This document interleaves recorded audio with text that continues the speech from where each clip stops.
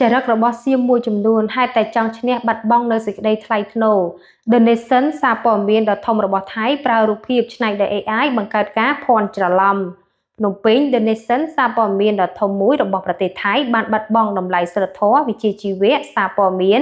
យករូបភាពច្នៃដោយ AI ទៅផ្សព្វផ្សាយបង្កើតការភ័ន្តច្រឡំរូបភាពច្នៃប្រឌិតដោយ AI ដែលសារព័ត៌មាន The Nation យកទៅផ្សព្វផ្សាយនេះគឺជារូបភាពប្រជាពលរដ្ឋនៅភូមិព្រៃច័ន្ទរងរបួសដោយការបាញ់ប្រហាររបស់ទាហានថៃនៅថ្ងៃទី12ខែវិច្ឆិកាឆ្នាំ2025ហើយកំពុងសម្រាប់ព្យាបាលរបួសនៅក្នុងមន្ទីរពេទ្យរូបភាពពិតប្រាកដរបស់បុរសដែលរងរបួសដេកនៅលើគ្រែពេទ្យមិនមានស្នាមញញឹមនោះឡើយតែរូបភាពផ្សាយដោយ The Nation ត្រូវបានគេច្នៃដោយ AI ធ្វើឲ្យមានស្នាមញញឹមក្រោយពីមានហេតុការណ៍ទាហានថៃបាញ់ប្រហារមកលើប្រជាពលរដ្ឋខ្មែរមានអ្នកប្រើប្រាស់បណ្ដាញសង្គមក្នុងប្រទេសថៃបានព្យាយាមយករូបភាពពលរដ្ឋខ្មែរដែលរងរបួសទៅកែច្នៃដោយប្រើប្រាស់បច្ចេកវិទ្យា AI ធ្វើឲ្យផ្ទៃមុខរបស់ពួកគេមានស្នាមញញឹមការធ្វើបែបនេះពួកគេចង់បំភាន់សាធារណមតិថា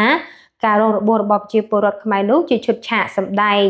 ទង្វើគេច្នៃរូបភាពពីសំណាក់ពលរដ្ឋថៃហើយចែកចាយលើបណ្ដាញសង្គមជាទង្វើមួយបង្ហាញពីភាពជ្រុលនិយម